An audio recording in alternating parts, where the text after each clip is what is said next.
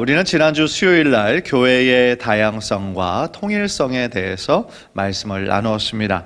교회 안에 다양한 직분들을 주신 것은 몇 가지 이유가 있다라고 말씀을 드렸어요. 그래서 그것은 성도를 온전케 하는 것이고 봉사의 일을 하게 하는 것이고 그리스도의 몸을 온전히 세우기 위함이다라는 말을 지난주 수요일 날 말씀을 드렸습니다. 오늘 말씀은요, 우리가 예수 그리스도를 믿음으로 말미암아 우리 삶에 어떤 변화가 일어났는가에 대해서 말씀해 주고 있어요. 특히 이제 그리스도를 알기 전에 사람들의 상태가 어땠는지, 또한 크리스찬들은 그들의 모습과 무엇이 다른지, 그래서 우리는 어떤 삶을 살아야 하는지에 대해서 이렇게 쭉 설명해 주고 있는 아주 귀한 본문이 오늘 말씀이라고 할 수 있겠습니다. 그런 면에서 오늘 본문은 크게 세 파트로 나눌 수 있어요. 첫 번째 파트는 주님을 믿지 않는 이방인의 상태, 8가지 상태에 대해서 말씀해 주고 있는 것이 첫 번째 파트고요. 두 번째는 우리가 예수 그리스도를 믿은 이후에 이방인들과 다르게 살 수밖에 없는 이유, 그거에 대해서 말씀하고 있고요. 마지막 부분은 우리가 크리스찬으로 어떻게 살아야 할 것인가에 대해서 이렇게 세 가지 부분, 논리적으로 이렇게 나눌 수 있습니다. 먼저요, 바울은 에베소 교인들에게 뭐라고 명령을 하시냐면 이방인처럼 행하지 말라는 거예요. 이방인처럼 살지 말라는 겁니다. 17절을 보면은요, 이렇게 말씀하고 있어요. 이제부터는 이방인이 그 마음에 허망한 것으로 행함같이 너희는 행하지 말라. 이제부터는 이라고 시작하잖아요. 이제부터는이 어느 시점인가? 예수 그리스도를 믿고 난 이후, 그거를 얘기하고 있어요.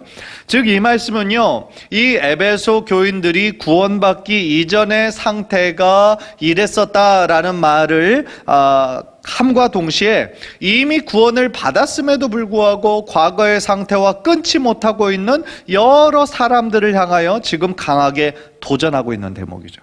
생각해 보세요. 이미 예수 그리스도를 믿은 이후에 그들의 삶이 그전과는 완전히 단절되고 전혀 새로운 삶을 살고 있다라고 한다면 감옥에 있는 바울이 에베소 교인들에게 다시 그전의 모습, 이방인의 모습을 이야기할 이유가 뭐가 있겠어요? 그러니까 이 바울의 마음은 뭐겠습니까? 여전히 에베소 교인 안에 그 전에 믿지 않았던 상태로 돌아가려고 하는 그런 마음들이 아직도 많은 사람들이 가지고 있었다라는 것을 이야기해 주고 있는 것이죠. 이 부분을 보면서요, 지금의 교회뿐만 아니라 과거의 그 성경에 나오는 신약의 교회 안에서도 모든 성도들이 다 같은 믿음의 성숙도를 보이는 것은 아니구나라는 것을 우리가 알게 돼요.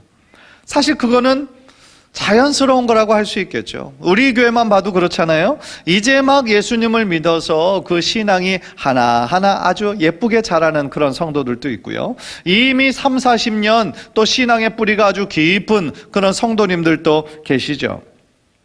그래서 사실은 또 교회를 오래 다닌 그런 연수에 따라 우리들의 신앙이 이렇게 정비례하는 경우도 있지만, 어떤 경우는 신앙의 연수는 오래되었어도 이 신앙의 그 성숙도나 자라는 거에 있어서는 여전히 어린아이에 이렇게 머물러 있는 분들도 볼 수 있거든요.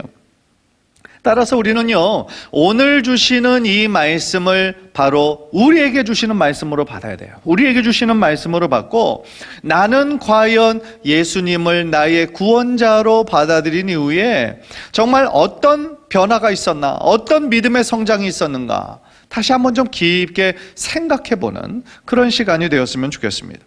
17절에서 19절은요, 예수님 믿기 이전에 이방인이 어떤 상태에 있었는가에 대해서 묘사하고 있습니다. 첫 번째로요, 허무한 생각이에요. 예수님을 모르는 사람들은요, 허무한 생각을 하게 된다는 거죠. 마음이라는 원어, 누스라는 단어는 생각을 뜻하는데요, 사람들, 대다수의 예수 그리스도를 모르는 사람들이 순간적인 즐거움, 쾌락만 추구하고요, 결국 그러한 사람들이 뭘로 이끄느냐? 인생의 허무함으로 이끈다라는 거예요. 지금도 허무주의가 이 세상에 만연하고 있어요. 소용없다는 거죠. 그러나요, 이제 앞으로는 미래학자도 예견하고 있어요. 이제 앞으로는 지금보다 훨씬 더 판도가 큰 허무주의가 이 세상을 사로잡게 될 거다라고 얘기하는 사람도 있어요. 인생의 의미를, 인생의 본질을 깨닫지 못하고 발견하지 못한 자들이요, 이 순간의 쾌락을 추구하고 극도적으로 이기적인 그런 삶을 살다 보면 결론적으로 오는 것은 뭐예요? 허무주의예요. 네, 허무주의. 그리고 삶의 공허함일 수밖에 없다라는 겁니다. 두 번째로 이 예수님을 모르는 사람들의 특성은 뭐냐면요, 총명이 어두워져 있다는 거예요. 총명이 어두워져 있다. 그러니까 주님을 모르는 사람들이 뭐를 추구합니까? 영적인 세상은 아직 모르지 않습니까? 그러니까 눈에 보이는 육신적인 일, 물질적인 일에는 어떤 지혜가 있을지 몰라요. 그러나 정말로 알아야 하는 이 하나님, 그리고 이 우리의 죄의 상태, 그리고 구원에 대한 총명이 없고 깨달음이 없다라는 거예요. 그런 면에서 세 번째로 이어지는데, 이방인들은 무지함 가운데 있는 거예요. 무지함 가운데. 왜냐하면요, 이방인들은 하나님께서 창조하신 이 세상에 함께 살잖아요. 그런데 함께 살면서도 창조주 하나님을 모르지 않습니까?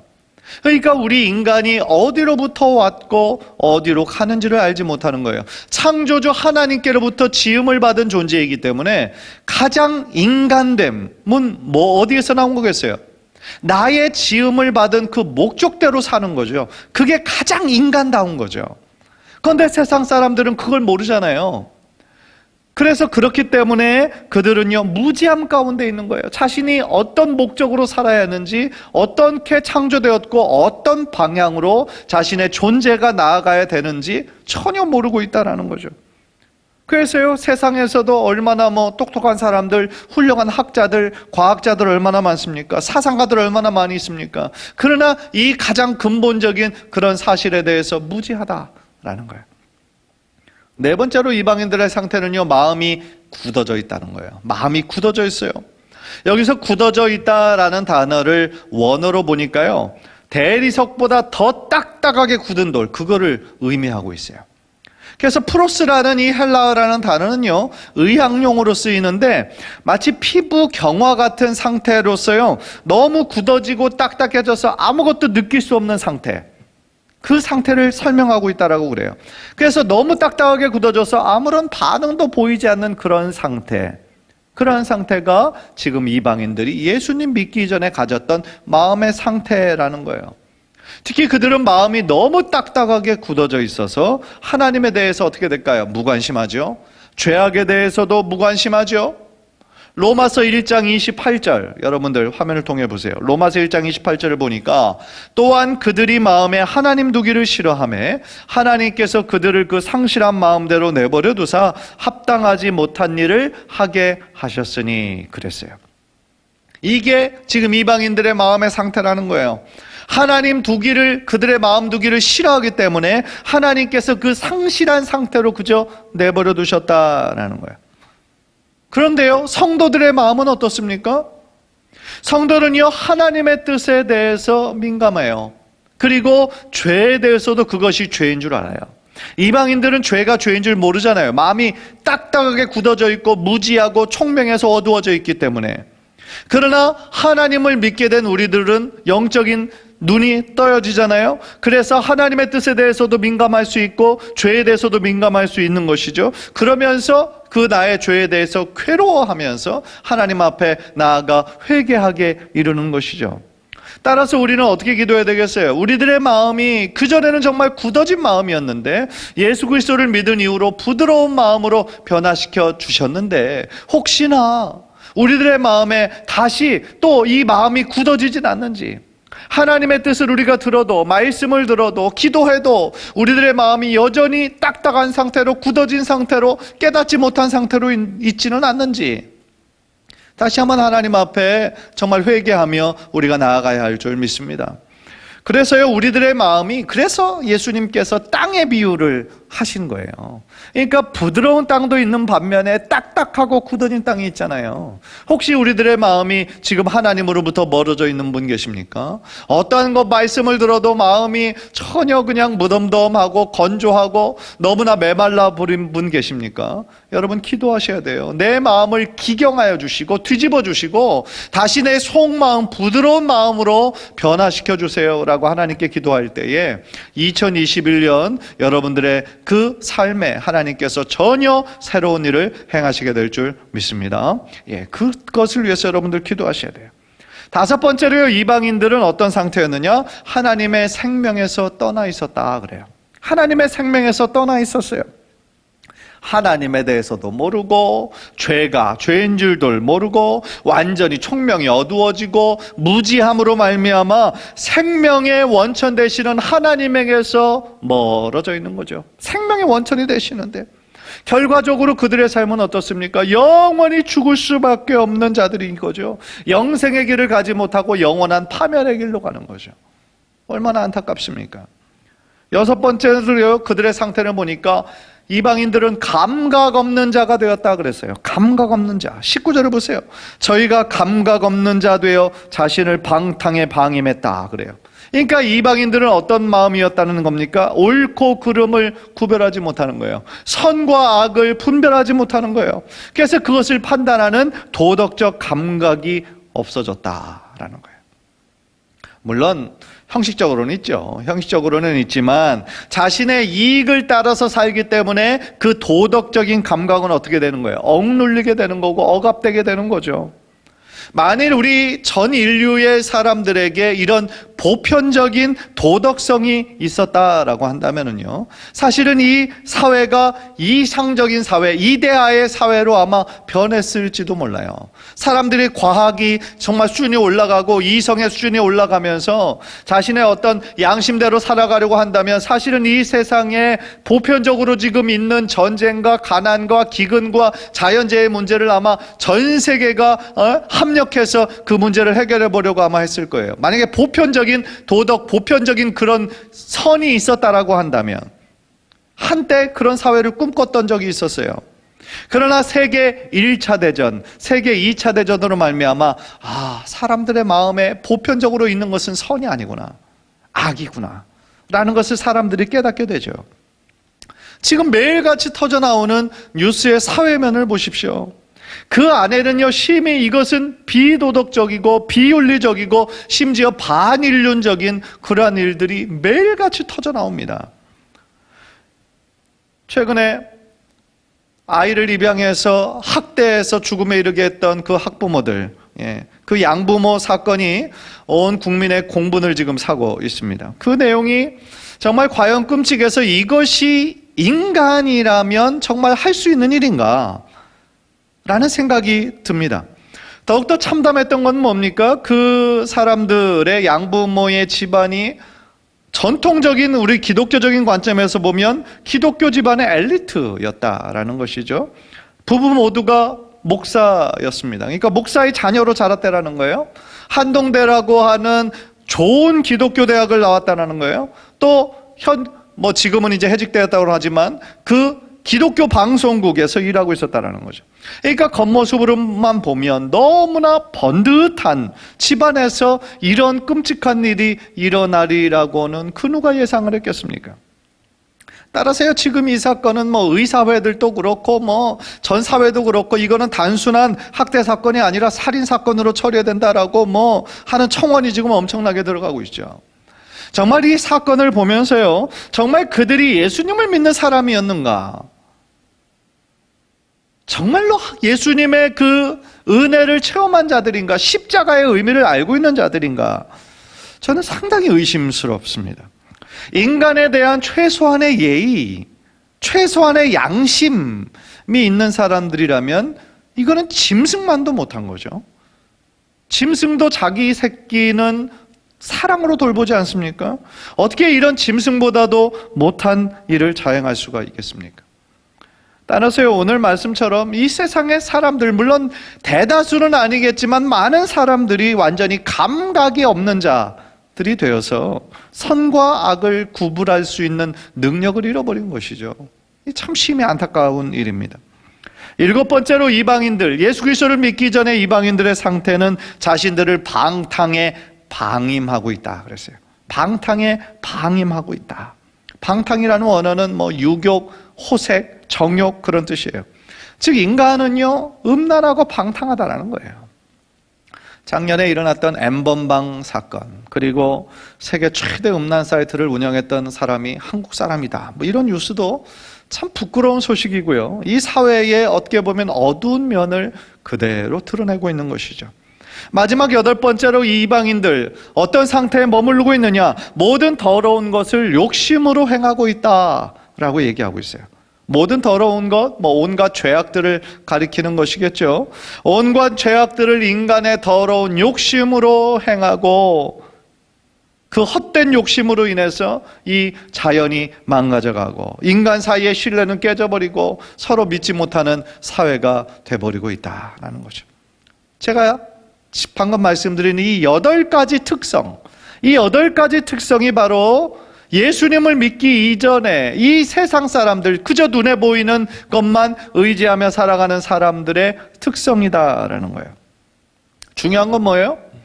우리도 예수님을 믿기 이전엔 똑같았다라는 거예요. 네.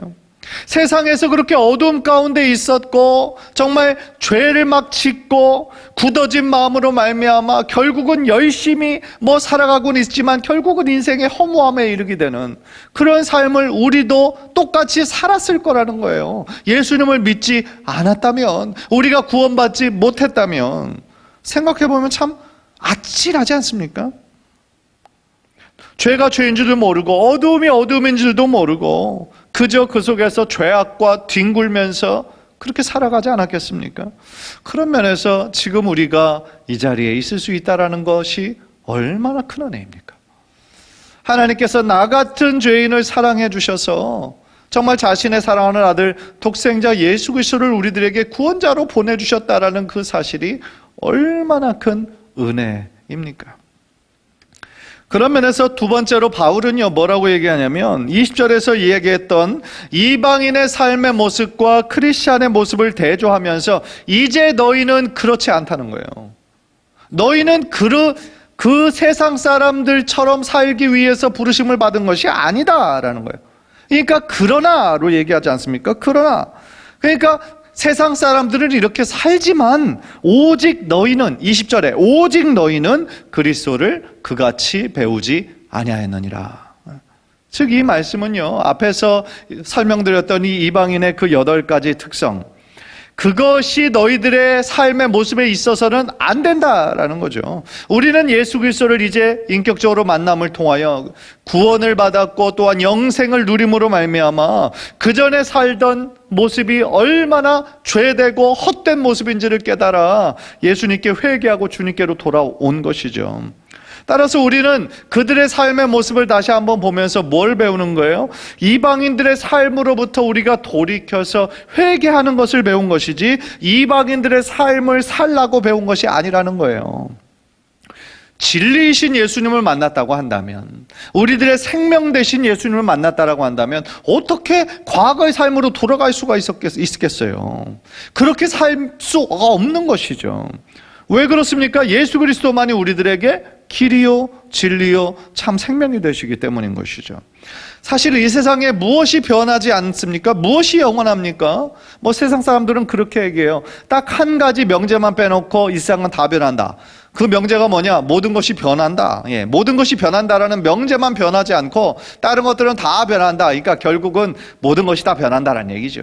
그러나 우리는 압니다. 영원히 변하지 않고 과거에도 진리고 지금도 진리고 장차 미래도 영원히 변하지 않을 진리가 있다라는 것을 우리가 압니다. 그분이 누구이십니까? 바로 예수 그리스도시죠. 예수 그리스도가 요한복음 14장 6절에서 이렇게 힘있게 말씀하지 않으셨습니까? 내가 곧 길이요 진리요 생명이니 나로 말미암지 않고는 아버지께로 올 자가 없느니라. 그렇습니다. 이 말씀은요, 점점 더 복잡해지고 다변화되고 다원화되고 있는 이 세상 가운데 더욱더 필요한 말씀이라고 저는 생각합니다.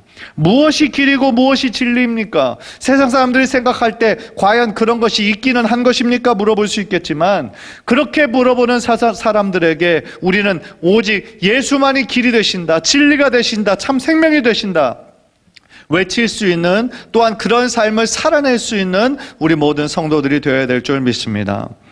또 한 가지요, 이 구절에서 우리가 생각해 볼 수 있는 건 뭐냐면, 우리의 배움이 그냥 예수 그리스도에 대해서만 배운 것이 아니라 예수 그리스도를 배운 것이라고 지금 강조하고 있다는 거죠. 무슨 얘기냐면, 비슷하게 보이지만 예수 그리스도에 대해서라고 아니고 예수 그리스도를 배우지 않았느냐, 이렇게 얘기하는 거죠. 그러니까 뭐가 틀릴까요? 예수님에 대해서 배우는 거, 지식적으로 아는 거, 그거는 예수님과의 인격적인 만남이 없이도 가능해요. 그렇죠? 지식적으로 공부하는 거, 예수님을 인격적으로 만나지 않아도 가능해요. 그러나 예수님을 우리가 아는 거, 예수님을 만나는 거는, 그거는 인격적인 만남이 뒷받침되지 않고서는 불가능한 일인 것이죠. 중요한 건 뭐예요?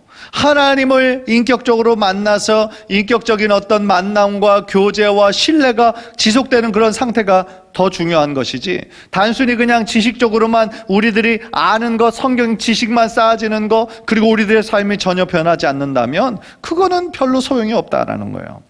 그래서 세계적인 신학자, 얼마 전에 소천하셨던 J.I. 패커라는 Knowing God이라는 굉장히 유명한 책을 썼죠. 하나님에 대해서 만약에 지식적으로 아는 것이라고 한다면 Knowing about God 그랬을 거예요. 그러나 하나님을 아는 거라고 얘기를 했던 거죠. 무엇입니까? 하나님을 인격적으로 알고 체험하고 교제를 나누는 삶, 그런 삶이 중요하다라는 것이죠. 간절히 바라기는 우리 성도님들 참된 길이 되시고 진리가 되시고 생명이 되시는 예수 그리스도를 더욱더 알아가고 사랑하고 순종하기에 힘쓰시는 우리 성도님들 되시기를 주님의 이름으로 간절히 축원합니다. 마지막으로요, 이제 바울은 이방인의 상태가 어땠는지 8가지를 설명을 했어요. 그리고 너희는 이같이 배우지 않았다 라고 얘기하면서 과거의 생활의 단절을 선언을 했어요. 그 다음에 이제 마지막 부분에서는 뭐라고 얘기하냐면, 옛사람을 벗어버리고 새사람을 입으라 라고 명령을 하고 있어요. 이 말씀은 굉장히 유명한 본문이죠. 이 말씀을 지금 에베소 교인들에게 하고 있는 이유는 뭐냐면, 제가 제일 처음에도 잠깐 말씀드렸던 것처럼 여전히 옛 습관에 젖어서 그때 이방인으로 머물러 있었던, 예수 그리스도를 믿기 이전의 상태로 자꾸 왔다리 갔다리 하는 사람들이 있었다라는 거예요. 거듭난 우리들이 회개하였다 할지라도, 예수 그리스도를 만나서 구원을 받았다 할지라도, 어떤 일을 만났을 때 자꾸 옛날 방식으로 예수님을 믿기 이전의 삶의 모습들이 불쑥불쑥 올라올 때 우리는 과연 그 문제를 어떻게 해결해야 하는가에 대한 해답을 지금 바울이 주고 있는 것이죠. 그 해결책으로 바울은 지금 뭐라고 얘기하고 있습니까? 옛사람을 벗어버리고 의와 진리의 거룩함으로 지으심을 받은 새 사람을 입어야 된다라고 지금 말씀하고 있어요. 즉 우리는 완전히 지금 새 사람이 되었는데 왜 자꾸만 과거의 죄의 모습으로 돌아가려고 하느냐, 지금 그렇게 바울은 도전하고 있는 것이죠. 사실 그 누구도 샤워를 하고 나면, 깨끗이 목욕을 하고 나면 그 전에 정말 땀 냄새 나고 이렇게 그것을 그대로 입는 사람이 누가 있겠어요? 냄새나고 더러운 옷을 왜 입겠어요? 그런데 우리는 왜 예수 그리스도 인해서 새 사람을 이미 입었음에도 불구하고 왜 여전히 과거의 죄의 상태로 돌아가려고 하느냐는 거죠. 얼마나 어리석느냐라는 거예요. 따라서 바울은요, 이제 예수 그리스도 지으심을 받은 새 사람을 입어라. 과거의 죄된 모습은 이제 완전히 버리고, 과거의 모습은 이제는 단절하고, 이제 예수 그리스도로 지으심을 받은 새 사람을 입어라 라고 지금 권면하고 있다라는 것이죠. 그런데 신기하게도요, 이 한국의 많은 성도들이 그 전에 이 한국의 오래된 종교 문화가 뭐였습니까? 샤머니즘이잖아요. 샤머니즘. 이 샤머니즘에서 기독교로만 옷을 바꿔 입으신 분들이 있어요. 그러니까 하나님을 하나님으로 섬기는 것이 아니라 마치 샤머니즘 섬기는 그런 것처럼 그렇게 섬기는 사람들이 있어요. 불교를 심취해 있던 사람이 성도가 되었음에도 불구하고 여전히 불교식으로 믿는 분들도 있어요. 이게 얼마나 안타까운 얘기입니까? 그러니까 샤머니즘적 기복신앙이 무늬만 달라진 거예요. 옷만 달라진 거예요. 그래서 샤머니즘식 기독교를 믿고 있는 분들이 많다라는 것은 사실은 한국 교계의 참 뼈아픈 단면이다라고 말할 수 있는 것이죠. 그런데 중요한 건 23절의 말씀이에요. 오직 너희의 심령이 새롭게 되어. 이것이 저는 엄청난 비결이 있다라고 생각해요. 비밀이죠. NI 버전 이런 것들을 보면은요, 마음의 태도를 새롭게 하라고 번역이 되었지만 여기 더 정확한 버전은 Spirit of your mind라고 저는 생각해요. 그러니까 우리들의 마음을 주관하시는 성령으로 인하여 우리는 새로워져야 된다라고 얘기를 하는 거죠. 즉 이건 어떤 얘기냐면, 변화라는 거는요, 변화는 나의 의지와 나의 어떤 능력만으로는 한계가 있다는 거예요. 우리 인간의 존재가 원래 그래요. 우리는 참 의지가 약해요. 물론 이제 자기 의지가 굉장히 강하신 분들이 있죠. 그러나 여기서 말하는 그 의지하고는 좀 다른 거죠. 그러니까 내가 그리스도를 믿음으로 말미암아 더욱더 예수 그리스도를 닮아가는 그러한 변화는 나의 힘과 나의 노력만으로는 안 된다라는 거예요. 따라서 내 안에 계신 성령의 능력을 의지하며 하루하루 한 걸음 한 걸음 걸어 나갈 때에 나의 모습이 정말 예수 그리스도의 그런 모습으로 점점 더 변하게 되고 나의 삶이 예수님의 향기가 되는 그러한 삶으로 변화될 수 있다라는 거예요. 어떻게 해요? 나의 능력이 아니라, 나의 노력이 아니라, 나의 의지가 아니라 내 안에 계시는 성령님을 더욱더 의지하고 신뢰하고 순종할 때에 그런 결과가 이루어질 수 있다라는 거예요.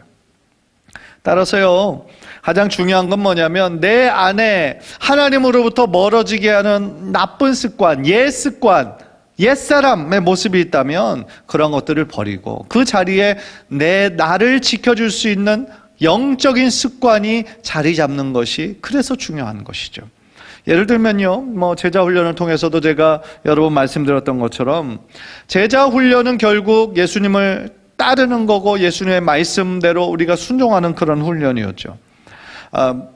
그런데 이제 그것이 중요한 건 뭐냐면 그것을 끝나고 다시 그냥 그전으로 돌아가 버리는 것이 아니라 그때 했던 우리가 열심히 말씀도 읽고 큐티하고 성경을 공부하고 이런 영적인 습관이 이렇게 지속적으로 갈 수 있도록 우리가 어떤 것을 붙잡고 있어야 된다라는 얘기죠.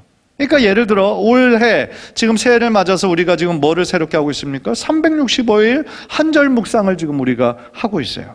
적어도 하루에 한 구절이라도 좀 읽고 여러 번 읽고 그 뜻이 뭘까 한번 생각해보고 더 나아가 암송해보고 그렇게 되면 우리들의 마음에 새겨진다라는 거죠. 그것이. 그래서 그 말씀대로 우리가 살아가도록 하루하루 노력하다 보면 결국 그것이 어떻게 되는 거예요? 주님과 함께 동행하는 삶이 될 수 있다는 거죠. 또한 성경 한 구절 한 구절뿐만 아니라 성경 통독 운동도 우리가 하고 있잖아요. 그래서 결국은 그것대로 우리가 하루하루 진행해 나가게 되면 결국 내가 이 말씀을 붙잡는, 제일 처음에는 그렇게 보이지만 결국 더 어느 정도 수준이 이르다 보면 그 말씀이 내 삶을 계속해서 붙잡아주고 있거든요. 우리가 다른 세상 길로 가지 않도록, 과거의 길로 가지 않도록 우리를 영적으로 더욱더 붙잡아주게 되거든요. 따라서요, 결국 우리를 변화시키는 건 뭐예요? 나의 노력이 아니에요. 나의 의지가 아니에요. 하나님의 살아있는 말씀의 능력이 우리들에게 임할 때, 내 안에 계신 성령님께서 계속해서 역사해 주실 때 나의 삶이 그전과는 더욱더 성숙한 모습으로 믿음의 진보가 많이 일어나게 되는 우리 성도님들 되시기를 주님의 이름으로 간절히 축원합니다. 그래서 로마서 12장 2절을 보니까 너희는 이 세대를 본받지 말고 오직 마음을 새롭게 함으로 변화를 받아 그랬어요. 어떻게 한다고요? 우리들의 마음을 새롭게 함으로 변화를 받아라 라고 얘기를 하는 거죠. 변화의 주체는 내가 아니라 내 안에 계시는 성령님이 나에게 변화를 일으켜 주시니까 우리가 해야 할 일은 뭐예요? 우리 안에 계신 성령님을 더욱더 의지하고 신뢰하고 주님 말씀 붙잡고 기도하면서 나아갈 때에 결국은 나의 삶이 하나님께서 붙잡으시는 삶이 되고 하나님께서 이끄시는 대로 순종할 때에 우리들의 삶이 그전과는 다른 더욱더 성숙해지는 예수 그리스도를 닮아가는 축복의 인생이 될 줄 믿습니다. 간절히 바라기는 혹시나 우리들의 마음에 예수님을 지금 믿었음에도 불구하고 여전히 어떤 비슷한 일을 닥치면 과거에 행했던 어떤 습관대로 어떤 그 습관, 좀 끊어야 되는 그런 습관으로 다시 돌아가려고 하는 그런 유혹들이 있다면 여러분들 다시 한번 과감히 그것을 간절하고 오직 내 안에 계신 성령님의 역사를 더욱더 의지하며 정말 하루하루 이 365일 한절 묵상 또한 성경 통독을 붙잡고 올 한 해 정말 승리하시는 우리 귀한 성도님들 모두 되시기를 주님의 이름으로 간절히 축원합니다.